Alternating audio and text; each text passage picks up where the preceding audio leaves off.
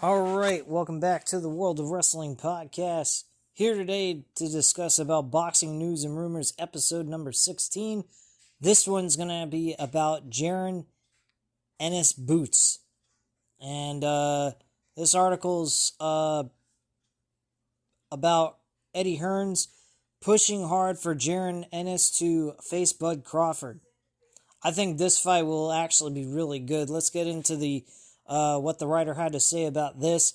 Eddie Hearn is continuing to ratchet up pressure on Terrence Crawford to fight Jaron Ennis boots, next labeling it as the changing of the guard type fight. It's like a young lion taking over the pride from an older lion. That ain't no lie. Eddie Hearn says Ennis is who's 34-0 with 30 knockouts, can face Crawford next after his clash against Lima on October 11th. The fight with Bud Crawford can take place at 154 to 160 pounds. Crawford already mentioned that he's interested in moving down to 160, so it would be perfect for Ennis to meet him in that weight class if he's interested. Jaron Ennis against Terrence Crawford is the fight, and that could be at 154. It can be at 160. Obviously, we've got Lima to take care of first, said promoter Eddie Hearns to Matchroom Boxing about his hopes of making a fight between Jaron Ennis and Terrence Crawford. Earn is going to have to keep the pressure campaign going for a lot longer if he wants to try and force Crawford to fight what he calls the next Crawford with his fighter Boots Ennis. The older fighters are expected to fight the young lions so they can be used to help build a new star. Crawford has shown no interest in helping to build the next star.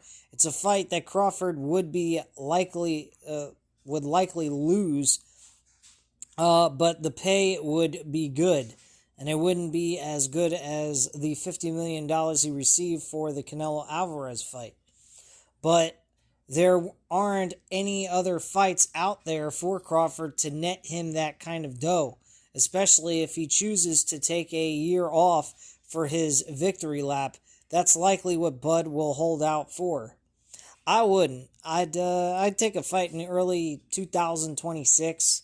Probably like February or March, give himself some time to recoup, train as well in his off time, and then find another opponent and not sit around and do nothing. Because I don't think he's going to, if he continues to just sit around, fight once a year, and that's it, it may catch up to him and he may end up losing his touch. And he could definitely lose to a guy like Jaron Ennis boots, for all we know. So, the next section is the pursuit of another payday. Just sit and wait for Turkey I can't pronounce his fucking name, Alasher, to offer him an enormous payday against a fighter he knows 100% can beat. And this isn't that kind of fighter.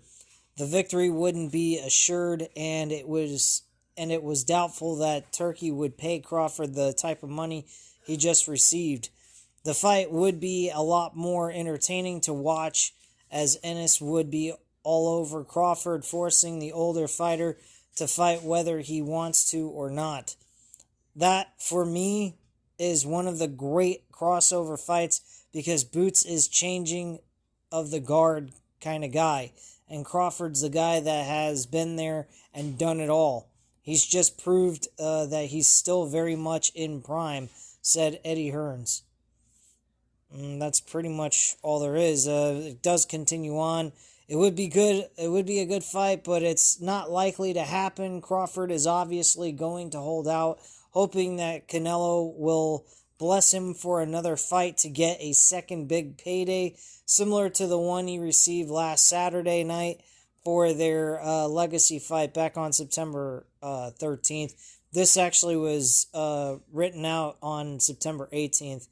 Other than Canelo, there's a possibility Crawford going down to 160 could go after one of the 3 champions, but reportedly had success sparring with Carlos Adames many years ago when he was still fighting at 140. Adames holds the WBC middleweight title, so he would be likely target for Crawford. I don't think that would be a bad fight, honestly, but I think that would be an easy W for Crawford at the end of the day. The other 2 middleweight champions are IBF and WBO belt holders, Jabek Alamekahali and WBA champion Aslandri Lara. Protecting the perfect record. Ultimately, Turki Alisher will have a lot of say in who Crawford will fight next. However, it'll have to be someone that he feels confident of beating, because he already refused to fight David Benavidez after Turkey inquired if the Mexican monster can still make 168. You'd have to assume that Boots Ennis is among the third rail untouchable class that Crawford will not fight, no matter how much money is offered to him. Protecting the O is hard work. And that's pretty much it. I'll tell you what, these guys got a lot of cojones to talk all that kind of shit about Crawford, but maybe they have a point. I don't know.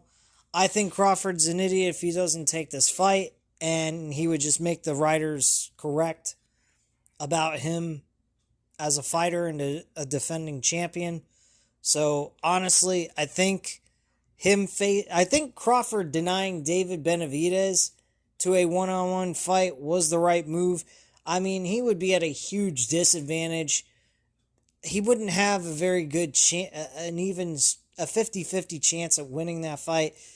If I was to even bet on that fight, I would take David Benavidez at the end of the day. He's a much bigger fighter. I mean, and he destroys. He's got such powerful punches. I wouldn't want Crawford. I don't think Crawford would be making the right decision taking a fight like that. It'd be out of his way. It would be above him to take that fight, because he cannot win that fight fairly. That fight would not even be fair. So, personal feelings, I think Boots is the right opponent. I think that would fucking earn a ton of people's respect, number one, and number two, I think they could sell that fight. If you're a huge boxing fan, this is a fight you would want to tune in for on a pay-per-view event and pay for it. Literally, I would pay to see that fight. I would have paid for Canelo and Terrence Crawford, but that was free on Netflix, so what the fuck, who cares? But this fight, if they had to force you to buy it on pay-per-view, I would definitely do that. I really would. I think that this fight will be huge if it takes place. I think it's a fair fight for both of them, and I think Terrence Crawford could outclass this kid. He's a good fighter, though. I mean, I've seen Jaron Ennis, and he's a impressive fighter. So I think it would be a fun fight to watch as a fan. And who would win? I mean, it could go either way, really, based on their skills and everything else. So I would say that fight would be technically close. But we'd have to see how it would go down if it was to unfold right in front of us on our TV screen. So we'll have to see what happens. Hopefully that fight takes place at some point in time later on in the future. But from what they're saying, the fight probably will never happen, for all we know. But that's just my opinion, guys. Let me know what you guys think in the comments down below. Hit the like button if you enjoyed this video as well, and hit the subscribe button if you're not already subscribed to the channel, and leave a comment down below. I'll definitely get back to you on that. Thank you guys very much for watching again, and I'll speak to you again soon.